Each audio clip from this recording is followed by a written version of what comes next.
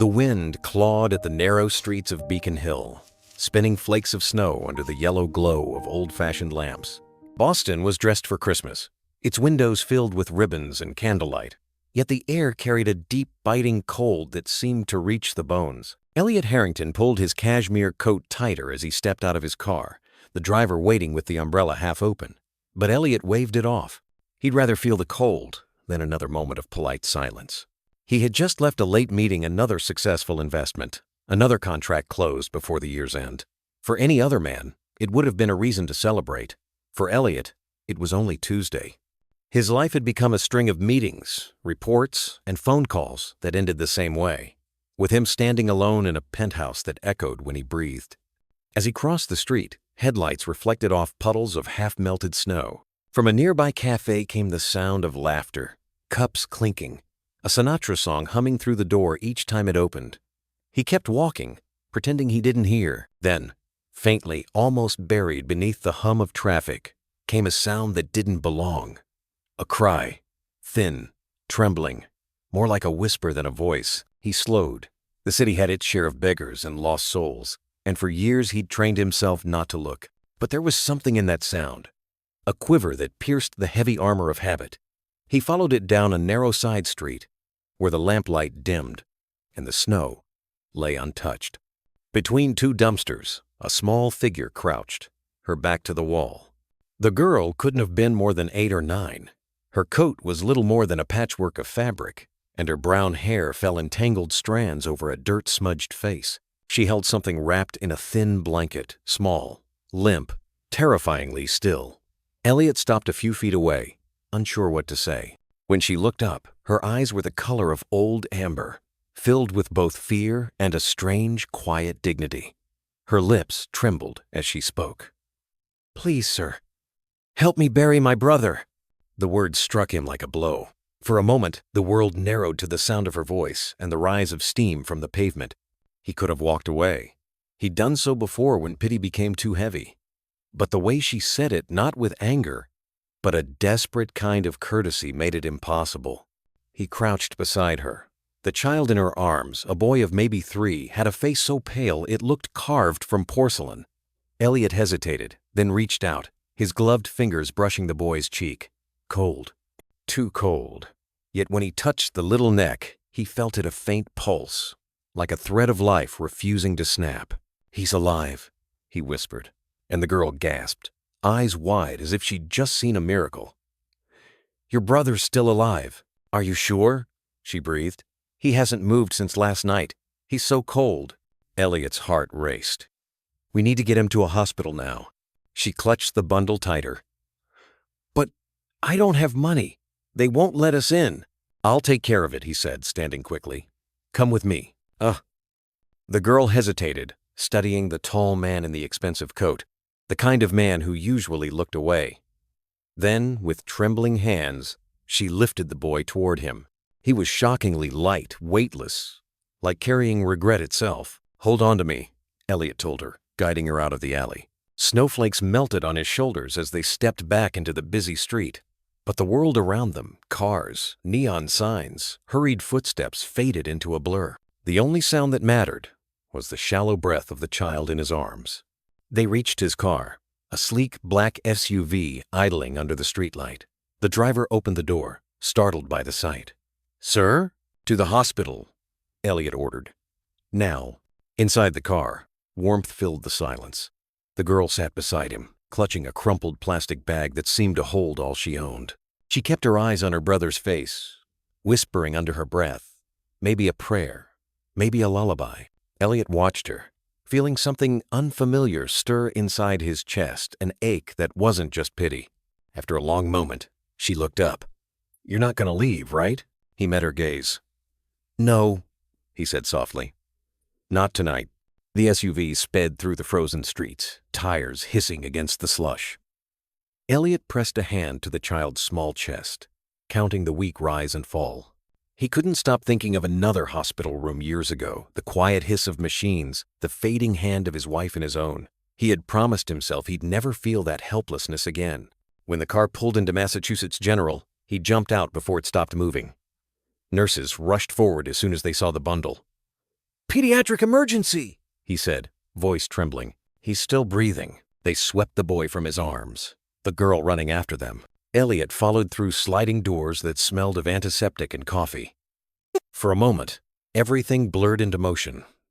White coats, murmured orders, machines beeping. Then, silence. A single monitor began to pulse, steady and clear.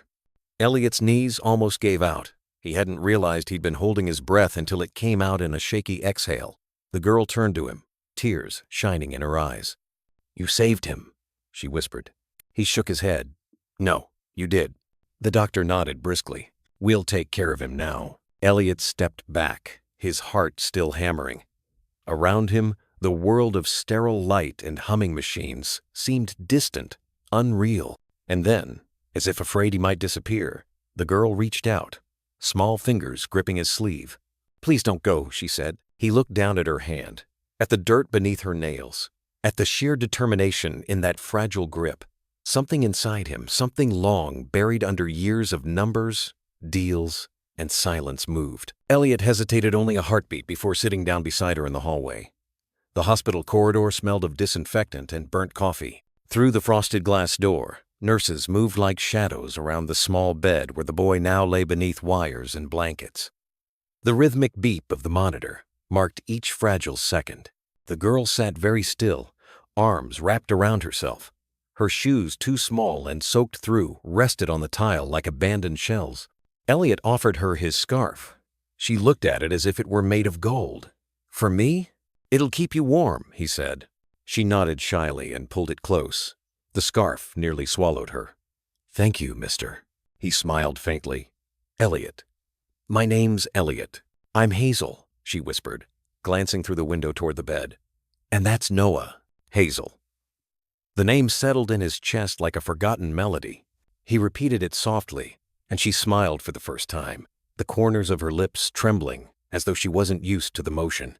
For a while, they said nothing. Footsteps echoed past. Announcements murmured over the intercom, the snow outside turning to sleet. Elliot stared at the vending machine across the hall, its humming almost musical.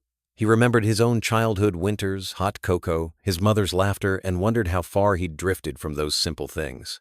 Hazel broke the silence. "They said Mama's in heaven. She always told me, if I get scared, look for someone who looks kind." Her eyes met his. "You looked kind." The words pierced deeper than she could imagine. Kind. He couldn't remember the last time anyone had called him that. He cleared his throat. "Where have you been staying, Hazel?" "Mostly the shelter, sometimes the station. But it's crowded. Noah gets sick. Easy." Elliot wanted to ask more, but the doctor stepped out. "Sir, she's family?" "No," he said quickly, then caught himself. "Just someone who found them." The doctor nodded. "The boy's stable for now. Malnourished, early pneumonia. We'll keep him under observation." "Thank you," Elliot said. Hazel's shoulders sagged in relief, and before he could react, she leaned against him, small head resting on his arm.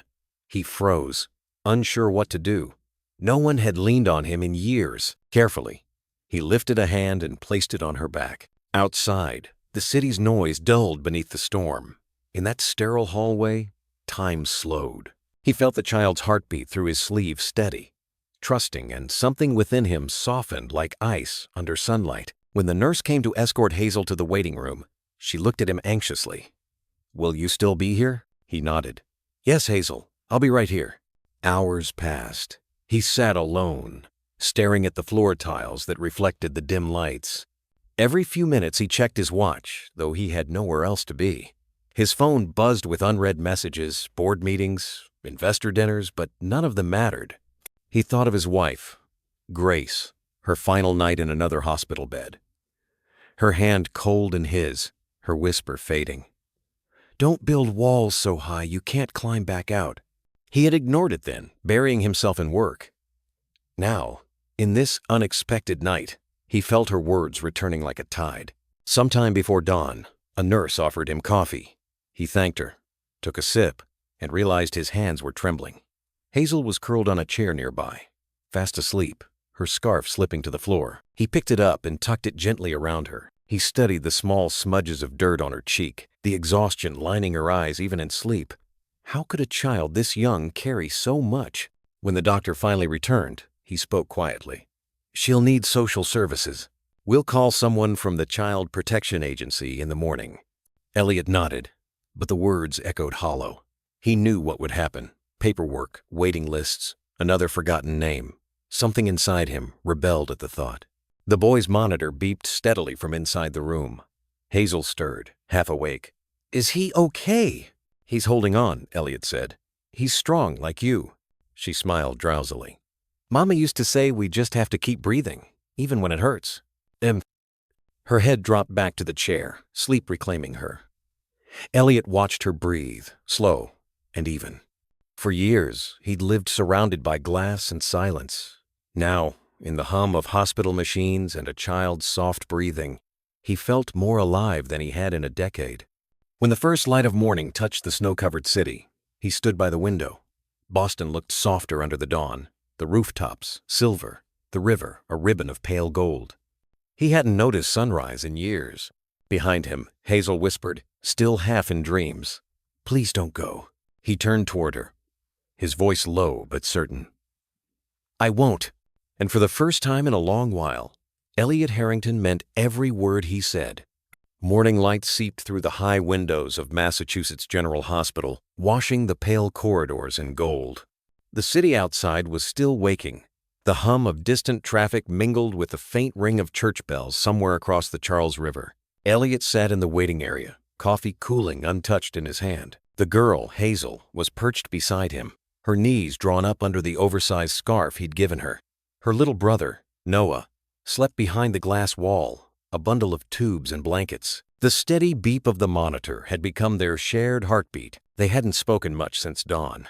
Every few minutes, Hazel's eyes would lift toward the ICU door, then fall again to the floor. Elliot didn't know what to say. He'd spent his life negotiating with men in suits, not comforting children in hospitals. Still, the quiet between them didn't feel empty. It felt necessary, as if both were learning to breathe again. A nurse passed by and smiled kindly at Hazel. "Your brother's a fighter, sweetie," she said. "He's holding steady." Hazel's shoulders relaxed.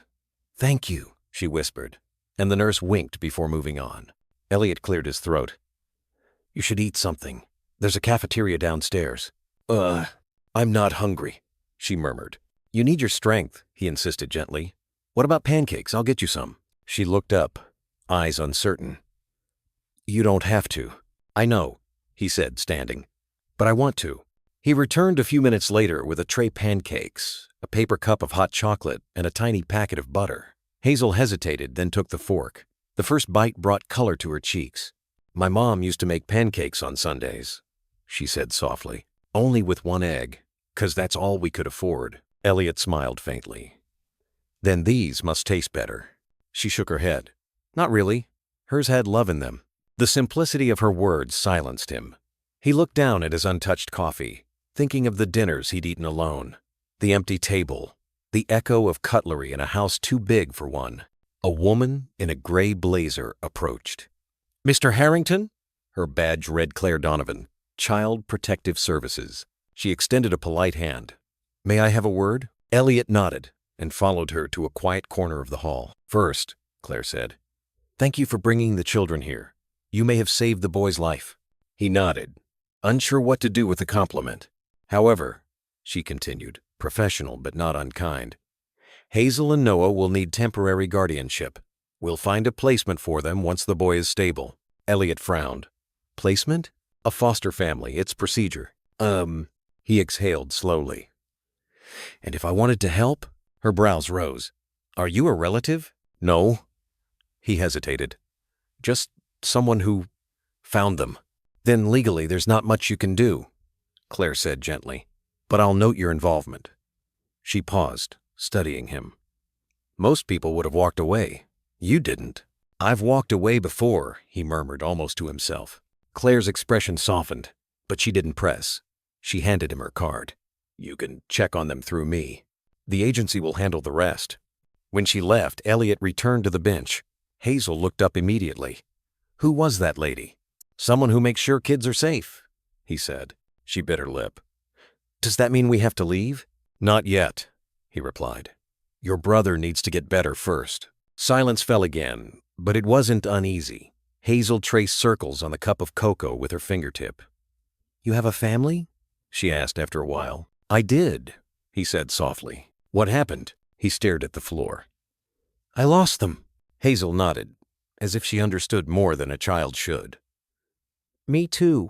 The air between them thickened with quiet understanding, two people from different worlds, joined by loss. Elliot reached into his coat pocket and took out his phone. For once, he didn't check emails. He opened the gallery instead, scrolling to an old photo of his late wife smiling at a Christmas market years ago. Hazel peered at the screen. She's pretty, she said. Is that your wife? Yes, he said. Her name was Grace. Hazel tilted her head. My mom's name was Grace too. The words hit him like a gust of icy wind. He blinked, trying to process it, but Hazel had already turned back toward the window, humming softly. He sat frozen, her voice fading into the hum of machines. Grace. It couldn't be. He looked through the glass again at the sleeping boy, at the little girl curled on the chair beside him. Somewhere deep inside, the walls he'd spent years building began to crack, letting in the smallest ray of light. Elliot stayed until the fluorescent lights dimmed to evening. The hospital had its own rhythm footsteps echoing down long halls, the soft hiss of oxygen, the smell of disinfectant and tired hope.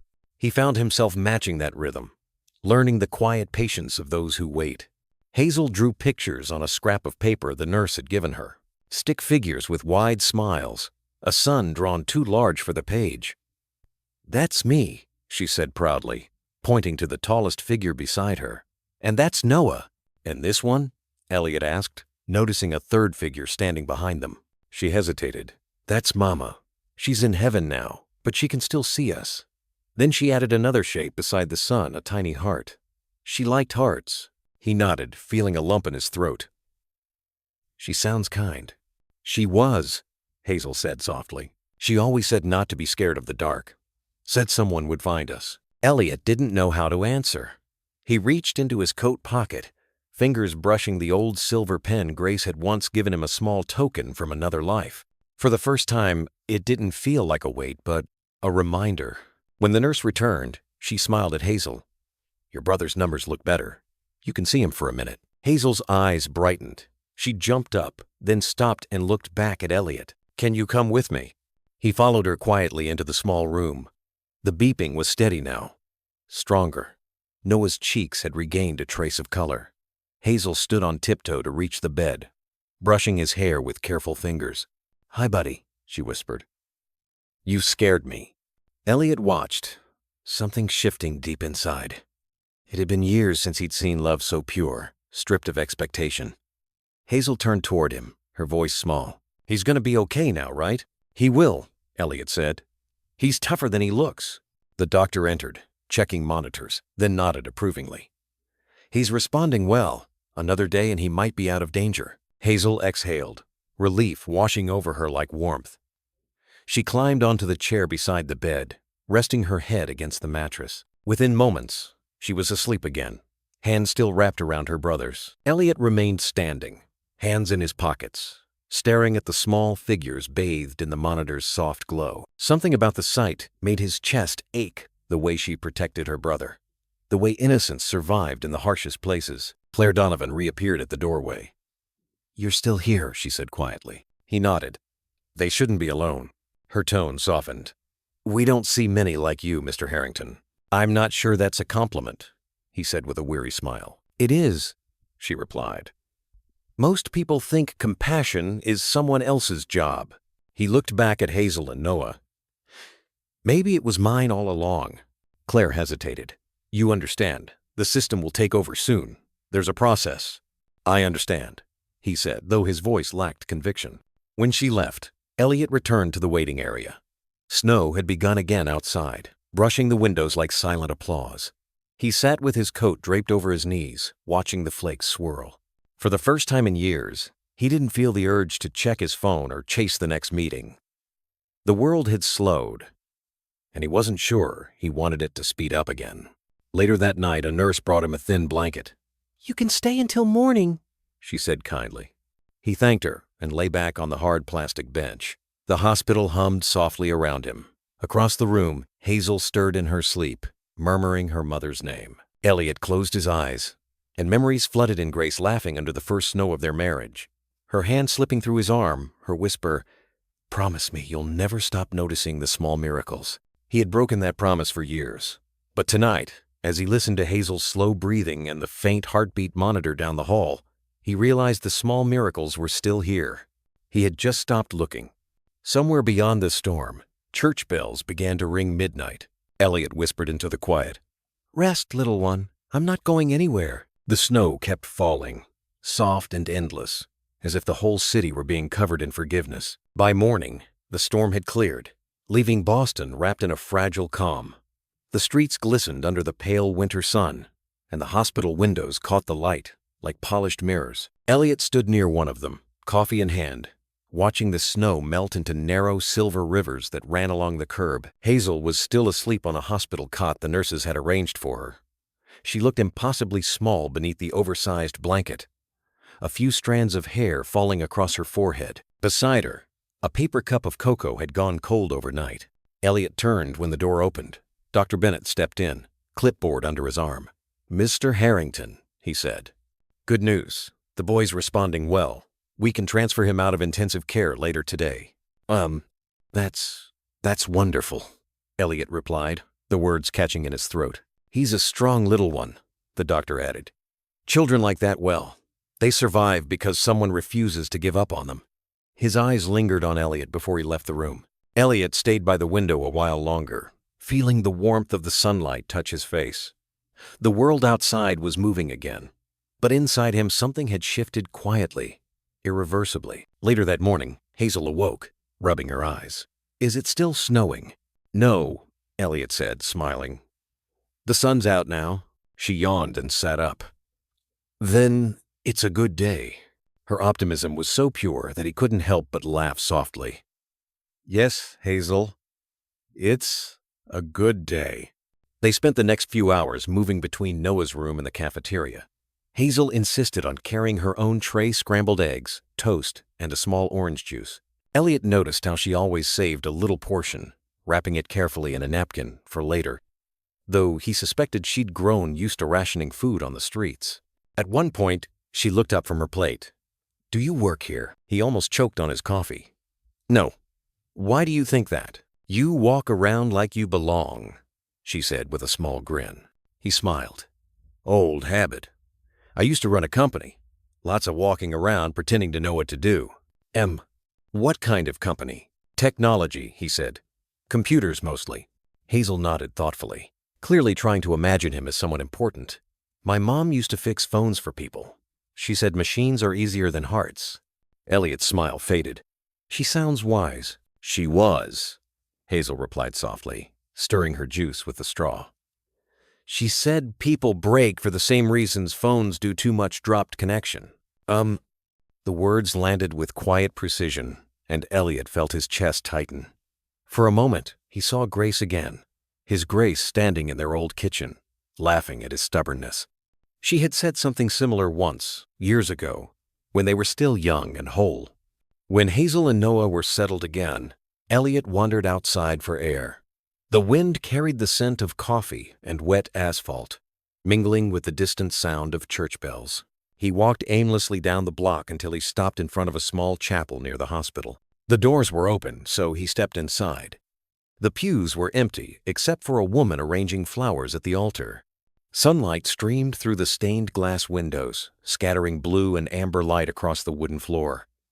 Elliot sat in the back pew, his hands clasped, unsure what he was even doing there.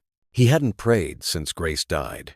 Back then, his faith had crumbled with her last breath. But now, sitting in the quiet, he found himself whispering without meaning to. "If you're still listening, tell me what I'm supposed to do with this." His voice was barely a breath, swallowed by the echo of the empty church. He wasn't sure who he was, talking to God, Grace, or maybe just himself. But the stillness that followed felt like an answer. "Stay." When he returned to the hospital, Hazel ran up to meet him, a folded piece of paper in her hand. "I drew you something," she said proudly. It was another crayon picture. A man, a girl, and a smaller boy holding hands under a big yellow sundae. Above them, written in shaky letters, were the words, "Our New Family." He looked down at the drawing, his heart stuttering. "This is beautiful, Hazel." She smiled. "You can keep it." He folded the picture carefully, tucking it into his jacket pocket like it was made of glass. That night, when the hospital quieted again, he took the paper out once more. The words, "Our New Family," glowed faintly under the reading light. He thought about Grace, her voice, her laughter, the ache that had lived inside him ever since. And then, like a whisper from somewhere deep in memory, he heard her say, "Elliot, love doesn't end when life does. It waits for you to begin again." He leaned back in his chair, eyes damp, and let out a trembling breath. Maybe that's what this was, a second beginning. The next morning, the hospital felt different, lighter somehow. The scent of breakfast drifted through the halls, and the nurses' voices carried an almost musical calm. Noah was awake, propped up by pillows, a stuffed bear tucked beside him. His color had returned, his small hands gripping the blanket as he smiled weakly at his sister. Hazel rushed to his side, her laughter echoing through the sterile room. "You scared me, dummy," she said, tears glistening even as she giggled. Elliot stood by the doorway, watching. The sight of their reunion tugged at something buried deep within him, a memory of laughter once shared, of mornings filled with sunlight and the scent of Grace's coffee. "Thank you, mister," Noah whispered when he noticed Elliot. "Hazel says, you're our hero." Elliot shook his head. "I just drove fast," he said, voice soft. "Still counts," Noah murmured with a grin before drifting back into sleep. Later that day, Claire Donovan returned, clipboard in hand. "Good morning, Mr. Harrington. The children's case will move to the family placement unit today. I'll need to take them to our office by evening." Hazel's face fell. "We have to leave?" Claire knelt beside her. "Only for a little while, sweetheart, until we find a home." Elliot's pulse quickened. "A home?" he repeated. "They already have one. They were living with their mother." Claire hesitated. "We checked the records. Their mother, Grace Walker, passed away 2 months ago. No known relatives." Elliot froze. The room seemed to tilt, sound fading into a hollow echo. Grace Walker. The name hit him like a thunderclap. "Could you repeat that?" he asked quietly. Claire glanced up. "Grace Walker. According to the report, she used to work part-time cleaning offices near Copley Square." He sat down slowly, words catching in his throat. Grace Walker. He remembered a young woman by that name, a brief, tender chapter in his life, before he'd ever met his wife. They had drifted apart without closure, and he'd never known what became of her. He looked at Hazel, at the shade of her eyes, hazel brown, the same as Grace's, and suddenly, fragments began to fit. Her age, her name, the quiet strength in her voice. Could it be? Claire stood, unaware of the storm rising inside him. "I'll come back this evening," she said. "You can say your goodbyes before we leave." When she was gone, Elliot sat motionless. Hazel approached him cautiously. "Are you okay?" He forced a smile. "I'm fine, sweetheart. Just thinking." She studied him with that same curious look she'd had since they met. "You look like you've seen a ghost." He gave a faint laugh. "Maybe I have." That afternoon, as the snow outside turned to rain, Elliot went to the hospital archives with quiet determination. He spoke to a nurse, then to a clerk, then finally to an older receptionist who recognized the name Grace Walker. "Yes," she said softly. "She was here last year. Pneumonia. A kind woman. Always worried about her children." Elliot's throat tightened. Did she leave any emergency contacts?" The woman shook her head, but after a moment she retrieved a thin file. "There was a note," she said. "A handwritten message left in her chart." Elliot unfolded the worn paper with trembling hands. In fading ink, it read, "If anything ever happens to me, please find Elliot Harrington. He'll know what to do." The world stopped. His breath came shallow. The note was dated 6 months ago. He stood there for a long time, staring at the signature Grace's unmistakable handwriting. It felt like time had folded in on itself, delivering him a message from the past he thought he'd buried. When he returned to the children's room, Hazel was packing a few belongings into a plastic bag. She looked up when she saw him. "They said we have to go soon." He knelt beside her. "Hazel, he said carefully. "Did your mom ever tell you about someone named Elliot?" She nodded without hesitation. "She said if I ever met a man named Elliot, I'd be safe." The words cracked something open inside him. His eyes blurred. He swallowed hard, brushing away a tear before she could see it. "Then I think," he said softly, "your mom knew we'd find each other." Hazel tilted her head. "Do you know her?" He smiled, a tremor in his voice. "Yes, sweetheart. I think I did. A long time ago." Before she could ask more, Claire appeared at the doorway, keys jingling. "It's time, Hazel." The girl clutched Noah's hand, eyes brimming. Elliot stood motionless, heart racing, the note still burning in his pocket. He wanted to say something to stop them, but the words caught in his throat. As they walked away down the corridor, Hazel turned once more. "Goodbye, Mr. Elliot," she called. "Thank you for not leaving us." He forced a smile and raised a trembling hand. "Goodbye, Hazel." When the elevator doors closed, he remained standing there, staring at his own reflection in the metallic surface. The silence pressed in, broken only by the echo of her words, "You'll be safe." Elliot reached into his coat, unfolded the note, and whispered to the empty hall, "Grace, what have you done?" Outside, the rain fell harder, washing the last of the snow away as if the city itself were weeping for all the years he'd lost. Elliot couldn't sleep that night. The sound of rain against the windows of his Beacon Hill townhouse felt heavier than usual, as if each drop carried a question he couldn't yet answer. The note from Grace lay open on the coffee table, its ink blurred slightly, where his hands had trembled. He poured himself a cup of black coffee, though he knew it wouldn't help.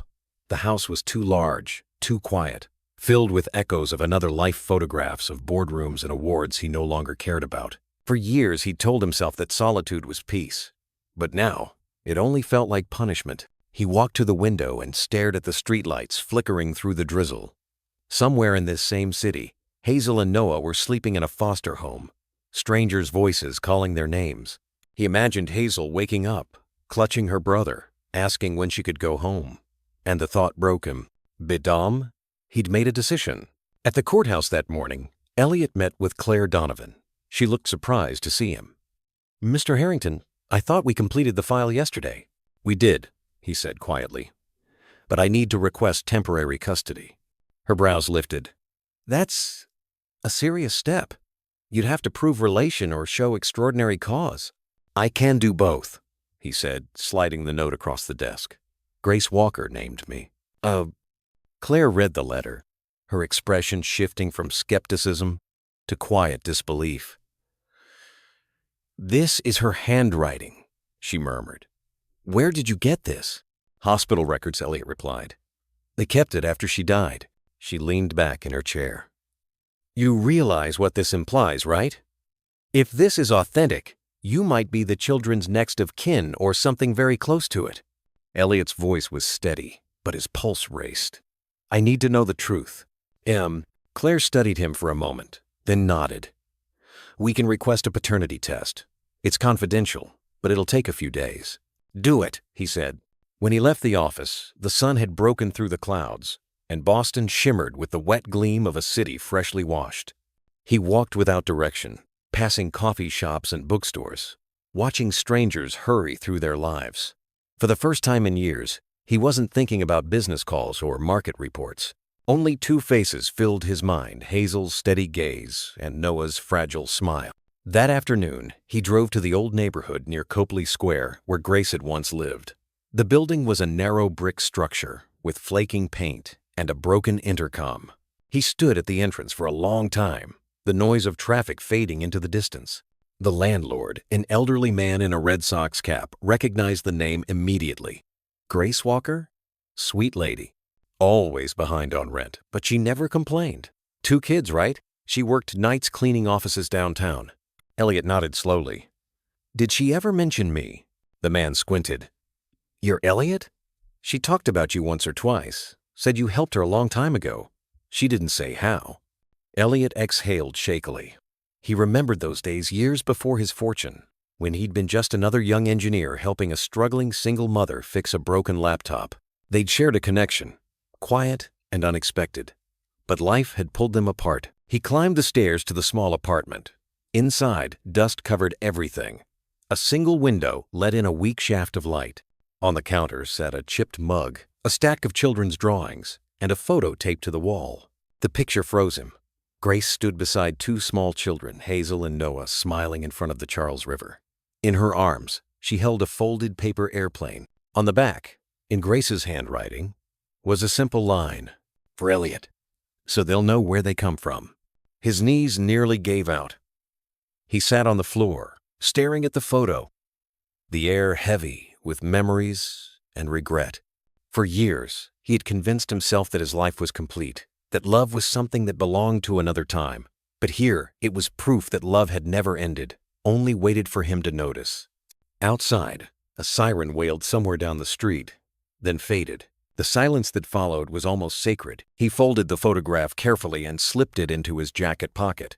As he stood to leave, his phone buzzed a message from Claire. "DNA request approved. Bring sample today." Elliot took a deep breath. This was it. The beginning of a truth he wasn't sure he was ready to face, but one he could no longer avoid. That night, the rain returned, tapping softly against the windshield as he drove back to the hospital for the test. The city lights blurred through the drizzle like reflections in water. He whispered to the empty car, "If they're mine, Grace, I'll do it right this time." And somewhere in the rhythm of the rain, he could almost hear her voice answering, "Then don't wait, Elliot. They've waited long enough." 3 days passed. 3 long, sleepless days. The city carried on as usual, snow turning to slush, taxis honking in the morning rush, people clutching coffee cups as if they were life preservers.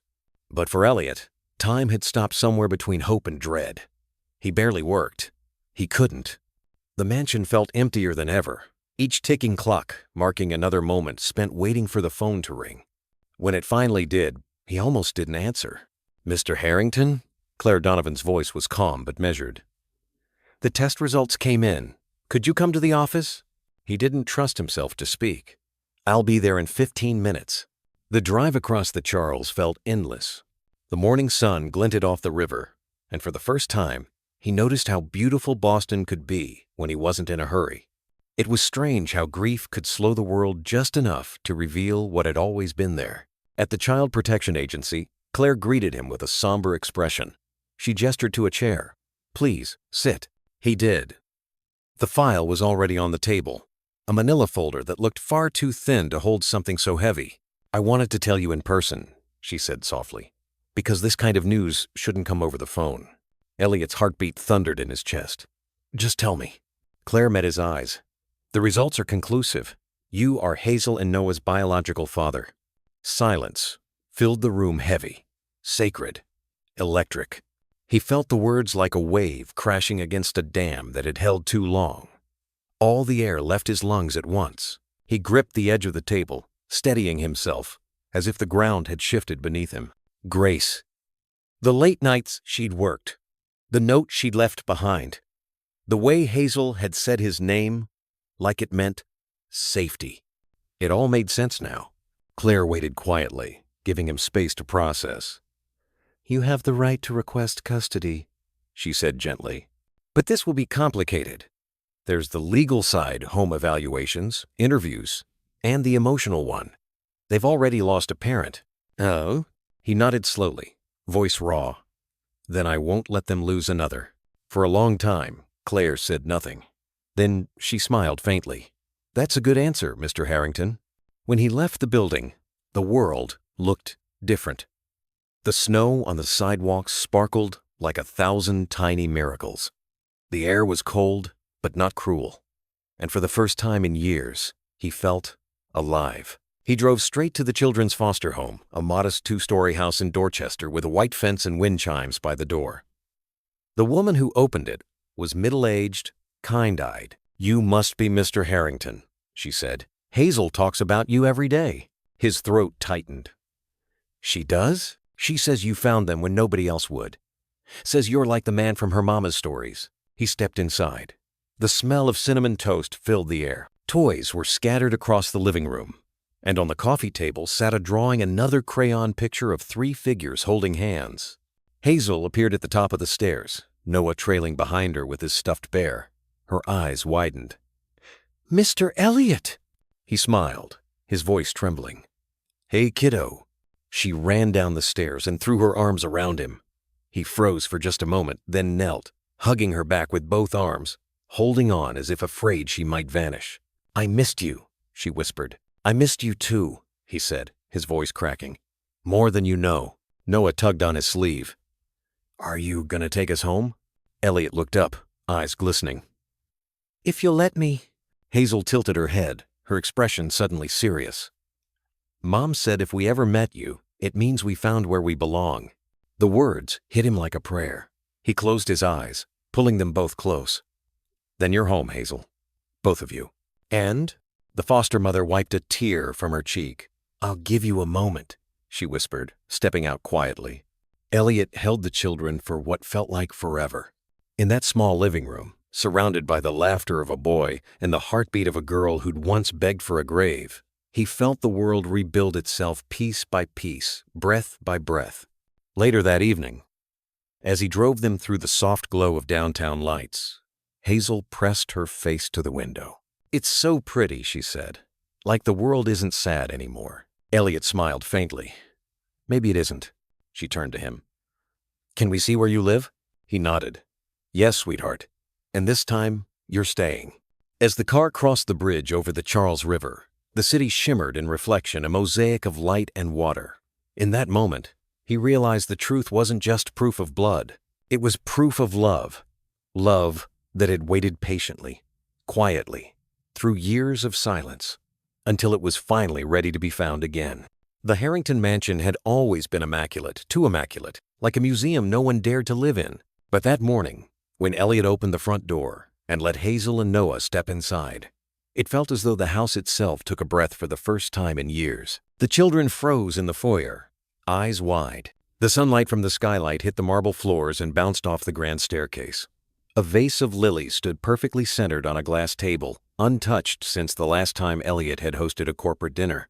Hazel's voice was small. "Are we allowed to walk here?" Elliot smiled gently. "Of course. This is your home now." Noah, holding his worn stuffed bear, whispered, "It's bigger than the shelter." Elliot's throat tightened. "I imagine it is," he said softly. They wandered through the living room, where the air smelled faintly of cedar and old polish. The children's footsteps echoed, cautious at first. Hazel stopped by the grand piano near the fireplace, running her fingers lightly across the ivory keys. "Do you play?" she asked. "I used to," Elliot replied. Grace loved the sound of it. Her head tilted at the name. "Mom liked music too," she said quietly. He nodded, watching her trace patterns in the dust on the lid. The mention of Grace no longer pierced him with pain. It brought a fragile warmth instead, like sunlight on a winter morning. The butler, an older man named Walter who had served Elliot for decades, appeared from the hallway, adjusting his tie. His face froze when he saw the two small figures standing beside his employer. "Sir?" he asked cautiously. "It's all right, Walter," Elliot said. "This is Hazel and Noah. They'll be staying here." Walter blinked once, then smiled faintly, his old New England politeness slipping back into place. "Welcome, young ones. Breakfast will be ready in the sunroom. Would you like pancakes or waffles?" Hazel's eyes lit up. "Waffles, please." "Waffles it is," Walter said, bowing slightly before heading to the kitchen. Elliot led the children into the sunroom, a space he'd rarely used. Glass walls framed the garden beyond, where the snow still clung to the hedges. The morning light poured in, soft and golden. Hazel pressed her palms against the window. "You can see everything," she whispered. "Even the trees." He smiled. "That's why this room exists. Grace said houses need windows, so the heart doesn't forget the world outside." She nodded, as if memorizing the words. While they ate, Elliot sat back and simply watched. Hazel poured syrup for her brother, cutting his waffles carefully so he wouldn't choke. Her small, deliberate gestures carried the weight of someone far older than her years. She'd been a caretaker too long. When Walter cleared the table, Hazel followed him into the kitchen to help wash the dishes. Elliot started to object, but she turned to him, determined. "I want to. It feels weird not to do anything." He smiled gently and let her stay. Later that afternoon, Elliot showed them to their rooms. Hazel's was painted in soft blue, with white curtains fluttering in the winter breeze. A bookshelf waited by the wall, empty for now, but full of promise.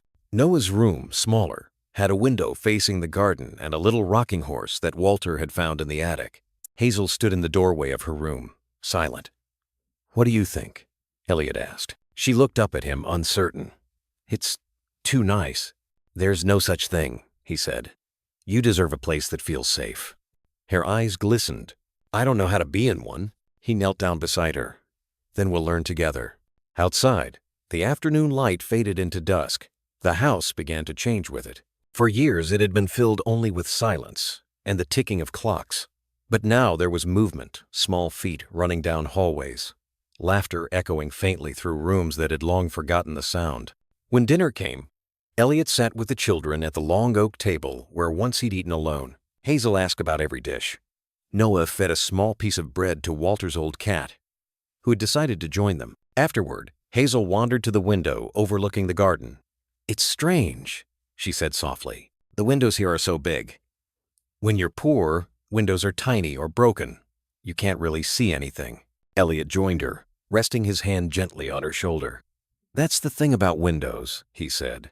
"They let the light in, but only if you're brave enough to open the curtains." She looked up at him, thoughtful. "You're trying to be brave too, huh?" He smiled. "Every day, Hazel." The clock chimed 8. Walter showed the children how to brush their teeth and left them tucked into bed. The house settled into quiet again, but not the kind of quiet that used to haunt it. This one was soft, alive. Elliot stood in the doorway of Hazel's room, watching her read a worn storybook he'd placed on her nightstand. "Good night, sweetheart," he said. She looked up. "Good night, Mr. Elliot." "Just Elliot," he corrected gently. She hesitated. "Good night, Elliot." He turned off the light, leaving only the faint glow of the lamp beside her bed. As he walked down the hallway, he caught sight of a framed photo of Grace on the wall. For the first time in years, he didn't look away. The house no longer felt like a monument to grief. It was becoming a home again. The next morning began with chaos, the kind Elliot hadn't known in years. Walter's cat had decided to nap inside the laundry basket. Hazel was trying to figure out how to use the espresso machine, and Noah had spilled orange juice across the marble counter. Elliot walked in, still half asleep, to find all three staring at the mess as though it were a crime scene. Hazel's eyes were wide. "I swear it exploded." Elliot laughed softly for the first time in months. "It happens. That's what paper towels are for." Noah looked up, worried. "Are we in trouble?" "Not unless you made the orange juice on purpose," Elliot said, handing him a towel. "Did you?" Noah shook his head vigorously. "Then you're safe." They cleaned together, awkward but cheerful. It felt ordinary, and that, somehow, was extraordinary. After breakfast, Elliot suggested a walk. Hazel hesitated. "We don't have coats." "You do now," he said, opening a closet filled with new winter clothes Walter had picked up the day before. Hazel ran her hands over a red wool coat, eyes shining. "It's soft." "You look good in red," Elliot said, helping Noah into his. They stepped outside. The air was sharp with the smell of pine. The neighborhood's old elms were rimmed with frost, and the snow on the sidewalk crunched beneath their boots. Hazel twirled once, laughing at the flakes that caught in her hair. "This is the first time I walked somewhere without worrying who was watching," she said. Elliot looked down at her. "You don't have to worry here, Hazel. No one's going to take you away." She didn't answer, but reached for his hand, small fingers curling around his gloved palm. They passed the old bakery at the corner. Elliot bought hot chocolate for everyone, insisting Hazel and Noah keep the change. Hazel looked at the coins in her mitten. "People just give you extra money here?" "That's called a tip," Elliot explained. "It's how we say thank you." She thought for a moment. "Then thank you for today. He smiled. "You don't need to tip me, kiddo. We're family." Back at the mansion, afternoon light poured through the tall windows, filling the halls with gold. Hazel sat on the carpet with a puzzle, Noah nearby building towers out of sugar cubes from the kitchen. Elliot watched them from his armchair, a book open but unread. The sounds, little laughs, clinking pieces, Noah humming to himself filled the emptiness that used to echo like guilt. Then, suddenly, Hazel froze. Her puzzle piece trembled in her hand. "What's wrong?" Elliot asked. She hesitated. "It's just, I don't know if we belong here. Everything's too nice. Mom said rich people forget about people like us." He knelt beside her. "Your mom wasn't wrong. I did forget for a long time, but I'm trying to remember now." Hazel blinked at him. Remember what? That love isn't something you buy. It's something you keep, even when it hurts. Her expression softened, but she still looked unconvinced. What if you get tired of us? He took a deep breath, the question slicing through him. Then I hope you'll remind me who I am before that ever happens. That evening, while the children watched a movie in the den, Elliot wandered through the house alone. Everywhere he looked, traces of change were blooming. A pair of small shoes by the door, a drawing taped to the refrigerator, a half-finished glass of milk beside the sink. The ghosts that once haunted these rooms, his silence, his regrets, Grace's absence, seemed to retreat into the corners, replaced by the living noise of childhood. But even joy can carry fear. When Elliot tucked Hazel into bed that night, she whispered, "If we do something bad, will they make us leave?" He sat beside her. "No, sweetheart. This isn't a place you have to earn. This is your home. My job is to make sure you never have to ask that question again." Hazel smiled faintly, eyes already closing. "You sound like Mama?" The words wrapped around his heart. He kissed her forehead gently. Maybe that's her way of saying she's still here. Down the hall, Noah's soft snores blended with the steady ticking of the grandfather clock. Elliot lingered at the landing, looking out through the massive front windows. For years, those windows had framed nothing but loneliness. Tonight, they framed something else, warm, light, life, the promise of redemption. He turned off the hallway lamp and whispered to the dark, "Grace, they're safe now." The house stood silent, but it was no longer empty. It was breathing again. For a few blessed weeks, the Harrington mansion was filled with the kind of laughter that had been missing for years. Hazel and Noah had found rhythm in their new life breakfast in the sunroom, lessons at the big oak table, and evenings when they convinced Elliot to play the piano again. The house, once silent as stone, now sang softly with life. But peace, Elliot was learning, never stayed untested for long. It began with a letter-plain envelope, government seal. Walter handed it to him one gray morning as snow fell in lazy spirals outside. "From Child Protective Services," the butler said gently. Elliot's stomach tightened. He slit the envelope open. Inside was a formal notice, a mandatory home inspection and psychological evaluation. Claire Donovan's signature marked the bottom. He sighed, folding the letter carefully. "They don't trust me yet," he murmured. Walter poured fresh coffee. "Trust takes time, sir. Especially from the state." Elliot nodded. "I just hope they see what I see." That afternoon, he told Hazel about the visit. She froze, mid-doodle, pencil trembling in her hand. "They're not going to take us away, right?" He crouched beside her. "No, sweetheart. It's just to make sure everything's okay here. They'll want to see how we live, talk to us, maybe ask you a few questions." Hazel looked doubtful. "They always say that. Then they move you again." Her words hit like a blade. Elliot reached for her hand. "Not this time. I promise." The next morning, the inspector arrived, a sharp-faced woman named Mrs. Hartman. Her smile was polite but guarded, her clipboard tucked like armor against her chest. "Mr. Harrington," she greeted. "You understand this is routine." "Of course," he replied evenly. Hazel and Noah stood in the hallway, nervous. Mrs. Hartman observed everything, the spotless floor, the high ceilings, the photos of Grace and the children Elliot had finally hung on the wall. "Nice house," she remarked. "Almost too nice for children." Elliot forced a smile. "Then it's overdue for some fingerprints on the glass." Mrs. Hartman's pen scratched across her paper. "You're aware that wealth can't replace emotional readiness." "I'm aware," he said quietly. "But I'm not trying to buy love, ma'am.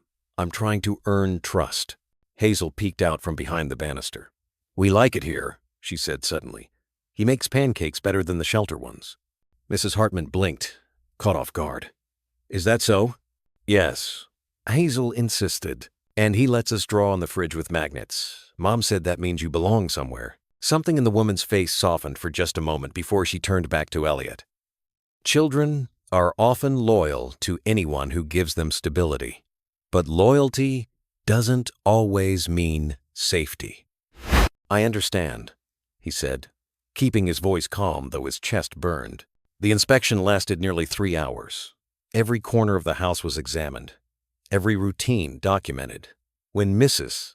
Hartman finally left, the silence she left behind was heavier than before. Hazel sat on the stairs, hugging her knees. "She didn't like us," Elliot sat beside her. She doesn't know you yet. She didn't smile once. He chuckled softly. Some people just forget how. You'll remind her. That night, after the children were asleep, Elliot stood by the grand window, rain streaking the glass. He felt the old fear return, the one that whispered he wasn't enough, that the world would find a way to take away the only thing that had made him human again. Walter approached quietly. You're thinking too loud, sir. Elliot smiled faintly. Maybe I am. She'll see the truth, the old butler said. Anyone who steps into this house now can feel it. Elliot looked toward the children's rooms, light spilling faintly from under the doors. Let's hope she feels it soon enough. Oh. The following day brought more questions, calls from lawyers, letters from the agency. He answered each one patiently, but the strain showed in his eyes. During dinner, Hazel finally asked, Why do they need to keep checking? We already belong here. He laid his fork down. Because sometimes grown-ups are afraid of making mistakes. They think rules keep people safe. She frowned. Rules didn't keep Mom safe. Elliot's voice caught. No, they didn't. Oh. Hazel looked down at her plate, quiet. Then she whispered, Then you'll have to fight them, won't you? He met her gaze, seeing both her innocence and her courage. Yes, Hazel, I will. Outside, thunder rolled across the sky, shaking the windows. Storm clouds gathered above Boston, dark and heavy, an echo of the test that was coming for them all. The storm that night came fast and loud. Wind swept down from the harbor, rattling the tall windows of the Harrington mansion. Branches scraped against the glass like uneasy fingers. In the den, Elliot sat alone with the fire burning low, a mug of untouched tea beside him. He hadn't realized how much silence could hurt when it wasn't chosen. For the first time since the children had arrived, the house felt fragile again, like it might shatter under the weight of what the world demanded. Walter found him staring at the fire. You've been up all night, he said gently. Feels like I've been up for 3 years, Elliot replied. They're reviewing my custody petition again. Mrs. Hartman wants another interview this time about Grace. Walter hesitated. And what will you tell her? The truth, Elliot said quietly. That I loved her. That I failed her. That I never even knew she had my children. He looked up, eyes tired. But I'm afraid the truth won't be enough. Before Walter could respond, a small voice came from the hallway. You're talking about Mama. Hazel stood there in her pajamas, holding her brother's stuffed bear. Her hair was messy, her eyes wide awake. Elliot rose slowly. You should be asleep, sweetheart. She shook her head. I heard thunder. Then I heard you say you failed her. He knelt down, unsure how much truth a child could bear. Sometimes grown-ups make mistakes, Hazel. Big ones. She frowned. Like not being there? He nodded. Exactly like that. Hazel clutched the bear tighter. She told me once, if something happened to her, I should find you. She said you'd fix everything. Elliot's breath caught. She said that? Hazel nodded. She said you were the only person who ever made her laugh when she was sad. That's why she named me Hazel, after the color of your eyes. He froze. The room seemed to spin, the fire crackling faintly behind him. Tears filled his eyes before he could stop them.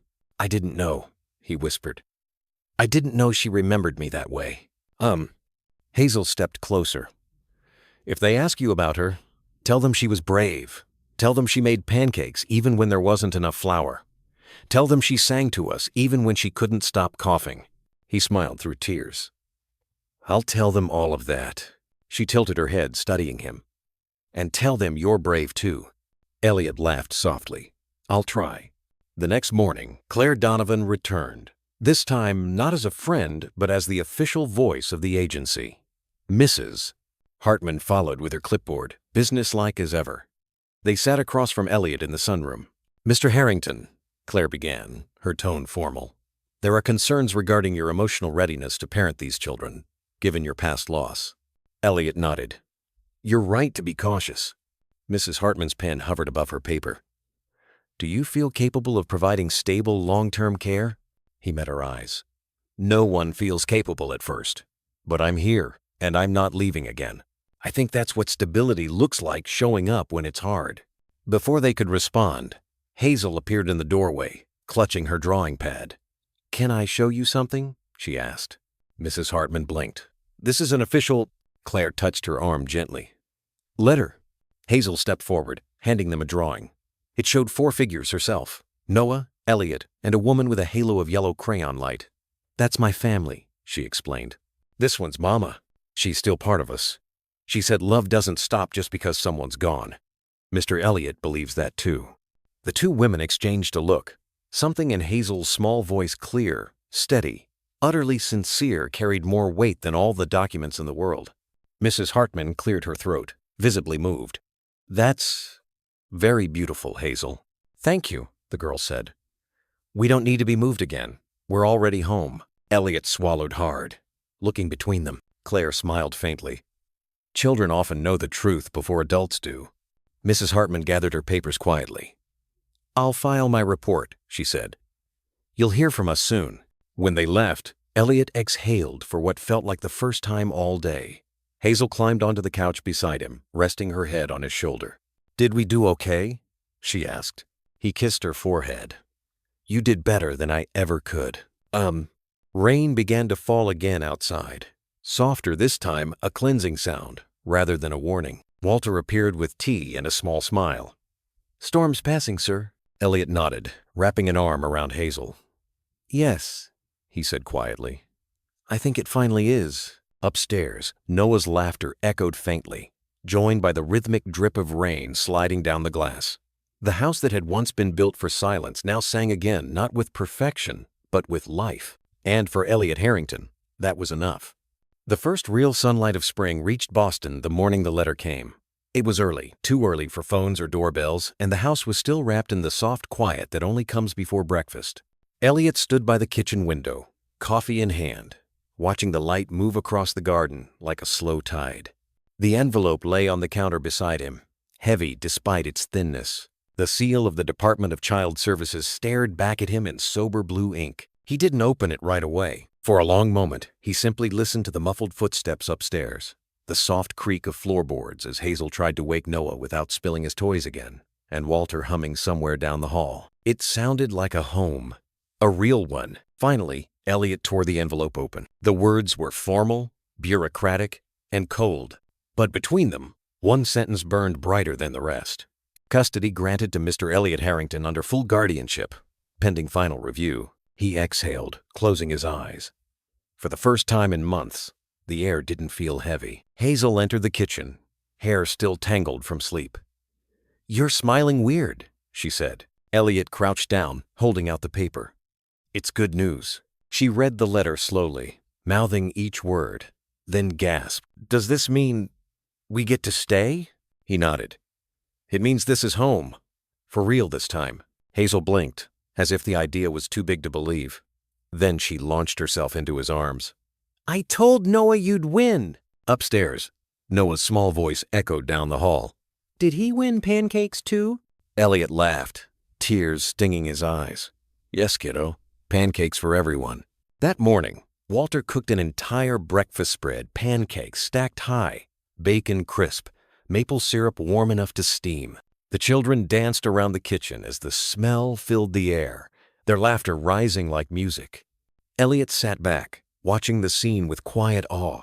Every movement, the way Hazel poured syrup too quickly, the way Noah clapped at the sizzle of the pan felt like sunlight after years of rain. When breakfast was over, Hazel disappeared for a moment and returned with a piece of paper folded into a heart. It's for you, she said shyly. Inside, written in colored pencil, were 5 words. We belong where love lives. He read it twice before speaking. Where did you learn that? She shrugged.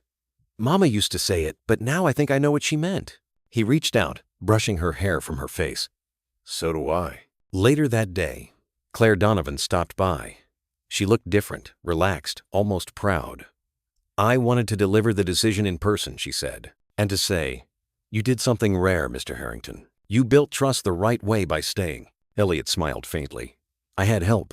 Hazel peeked from behind the stair railing. Is she the lady who makes all the rules? Claire laughed softly. Some of them. Then can you make a rule that says we never have to move again? Claire knelt, meeting her eye level. I think that rule's already written, sweetheart. Elliot felt a warmth spread through his chest. For months, Every decision, every form, every sleepless night had led here to this moment of quiet certainty that they had finally crossed from fear into belonging. That evening, as twilight bled across the sky, Elliot took the children to the backyard. The snow had melted, leaving damp patches of grass and small buds of green along the fence. Hazel pointed up. "Look, the first star!" Noah whispered. "Can we make a wish?" Elliot nodded. "Of course, They closed their eyes together, the three of them standing hand in hand under the dimming sky. He didn't wish for wealth, or even peace, only the courage to protect what had found him. When he opened his eyes, the last traces of the storm were gone. The city lights shimmered across the river, and for a fleeting second, he thought he saw Grace in the reflection of the window smiling, not sorrowful, surrounded by the golden weight of light. He didn't look away this time. In the days that followed, the house moved into a rhythm that felt almost sacred. Mornings began with laughter echoing through the halls, and nights ended with sleepy voices reading stories aloud. Elliot discovered that parenting wasn't about perfection, it was about presence. About showing up again and again, even when you were tired, even when the world had once taught you to stand alone. The first Sunday of spring, sunlight poured through the wide windows. Hazel was painting at the kitchen table, her little tongue sticking out in concentration. Noah was on the floor beside her, building a crooked tower of wooden blocks. Walter busied himself, humming along with the radio, flipping pancakes like a man half his age. Elliot watched them all from the doorway, his chest full of something both familiar and new. It wasn't pride or even relief, it was gratitude, the quiet kind that sneaks up on you when you realize you've been forgiven without asking.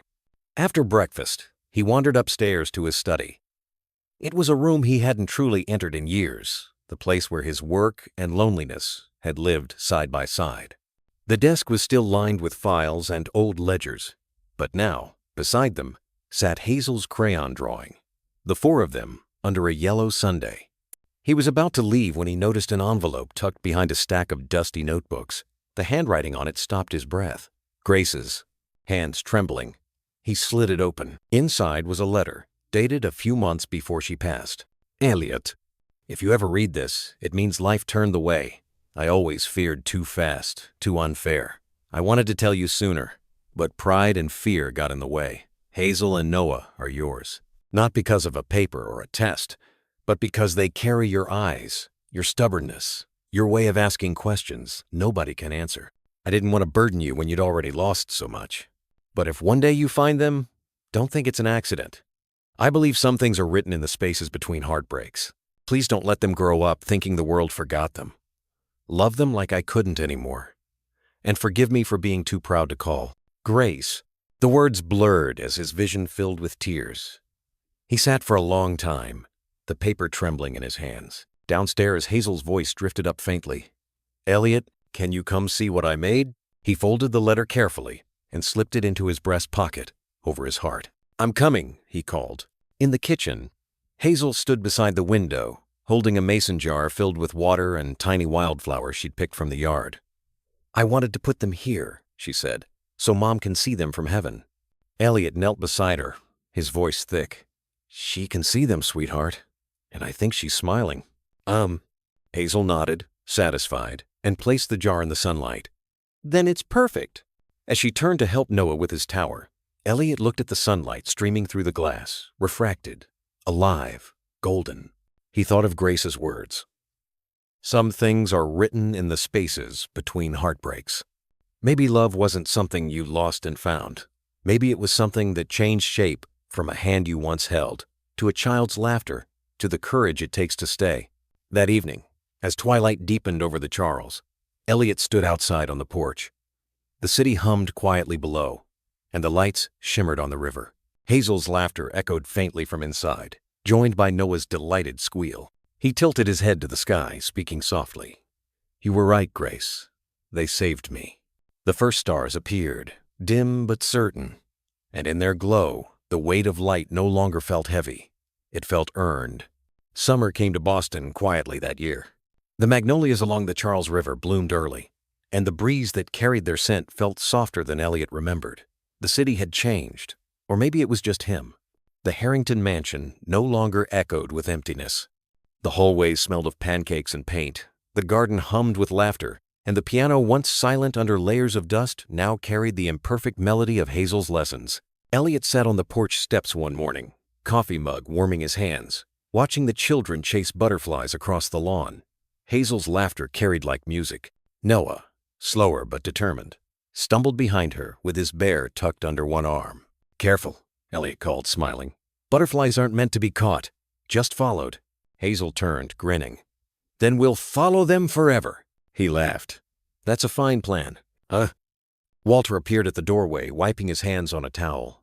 "Breakfast is ready, sir, and before you ask, yes," Miss Hazel added extra sugar to the batter. "I figured," Elliot said, rising to his feet. "She's determined to make sure my coffee isn't the sweetest thing in the house." Walter chuckled. "It's a losing battle." Inside, the table was already set. Hazel had arranged flowers in a jam jar. Their stems, too short and crooked, but full of life. Noah climbed into his chair, face shining. "Can we go to the park after breakfast?" Elliot nodded. "We can do that." "And get ice cream?" Hazel added quickly. He raised an eyebrow. "Even if you've already had waffles?" She grinned, unbothered. "Ice cream's a different food group." He shook his head, laughing softly. "You sound more like your mother every day." The words slipped out before he realized how natural they felt. Hazel didn't flinch this time. She smiled, a gentle, knowing smile that carried both memory and peace. After breakfast, they walked down to the park near Beacon Hill. The air shimmered with early heat, and the river reflected a sky so blue it looked painted. Hazel ran ahead to the carousel, spinning in slow circles, arms wide. Noah clapped from the bench where he sat beside Elliot, licking chocolate ice cream that had already melted onto his hands. "Sticky fingers are proof of joy," Elliot said, handing him a napkin. The boy giggled. "Then I'm really happy."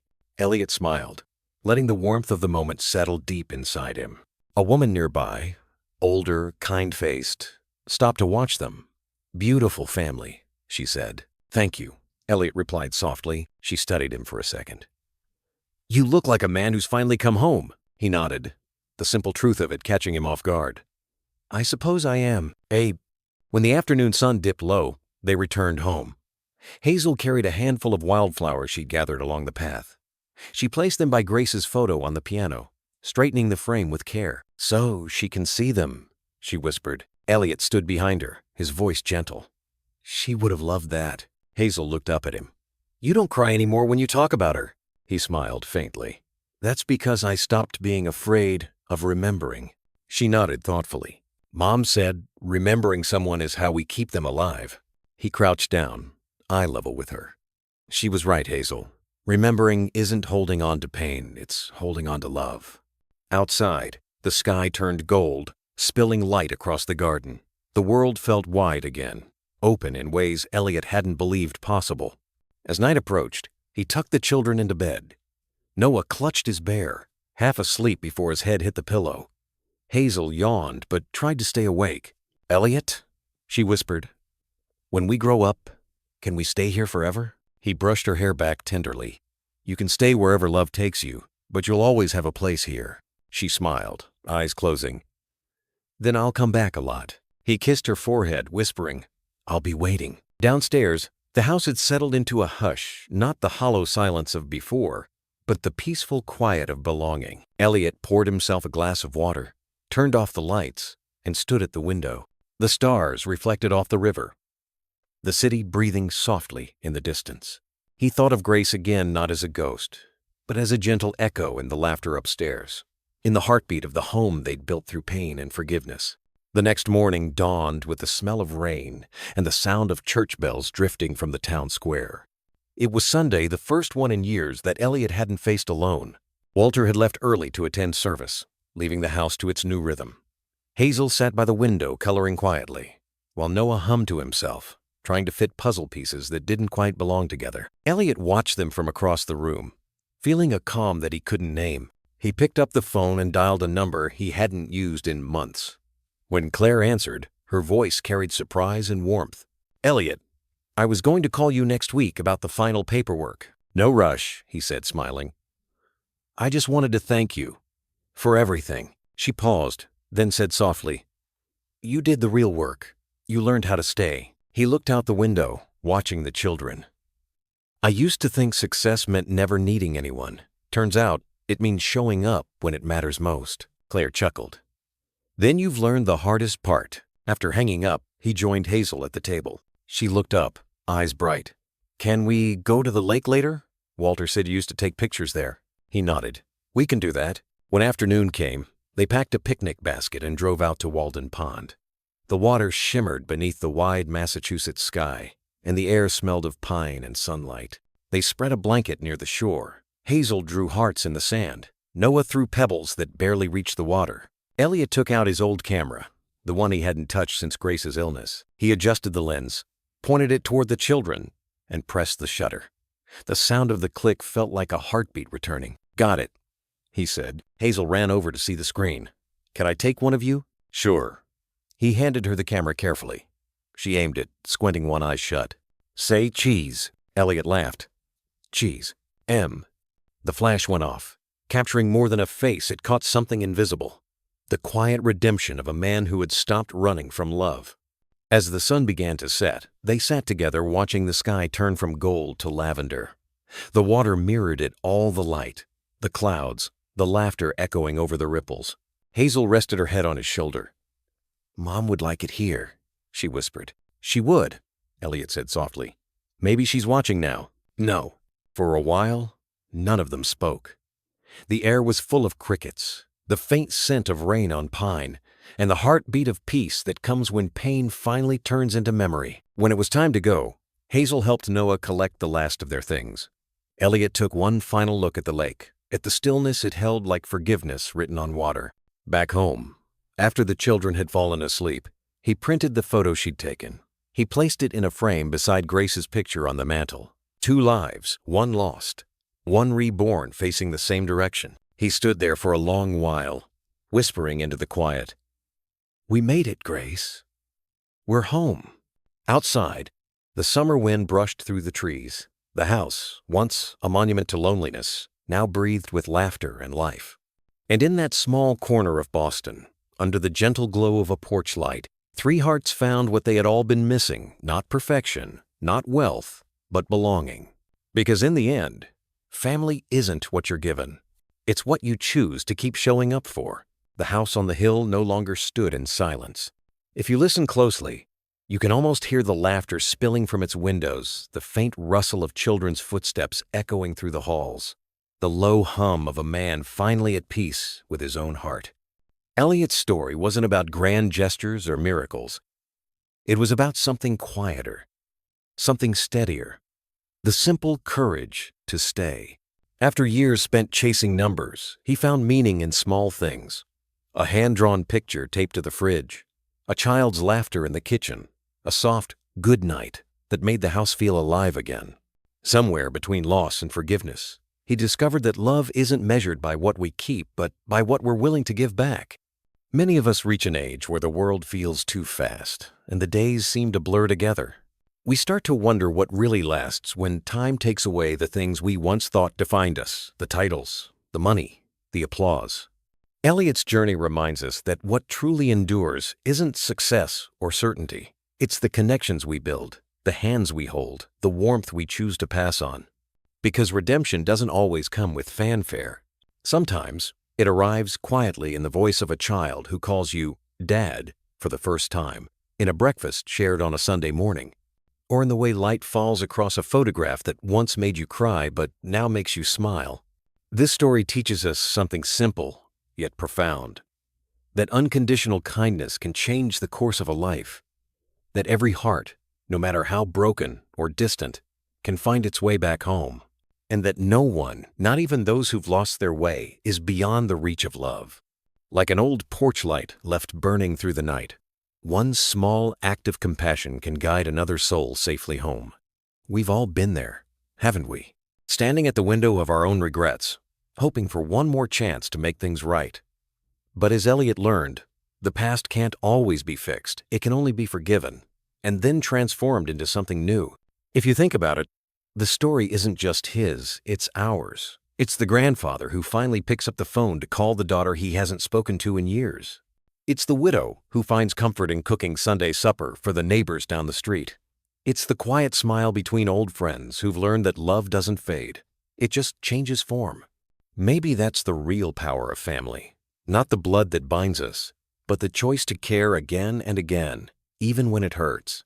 The kind of love that mends without asking, that listens without judgment, that forgives without needing to forget. So tonight, as you sit beneath the soft glow of your own lamp, or listen to the rain tapping against your window, take a moment to think about the people who've carried you through the years. The ones who've forgiven you. The ones you've forgiven. Because that's where the light lives, not in perfection, but in presence. And if this story touched your heart, if it reminded you of someone you once loved, press 1 inch the comments to let us know. Or, if there's something you wish we'd told differently, if there's a truth you've learned from your own journey, press 0 and share it with us. After all, stories like this aren't meant to end. They're meant to continue in the lives of those who hear them. In the end, Elliot's story leaves us with a simple truth. Happiness begins the moment we stop running from love and start returning to it. Because no matter how many roads we travel, every heart, tired or hopeful, young or old, is searching for the same place, home. And sometimes coming home just means learning how to open the door again.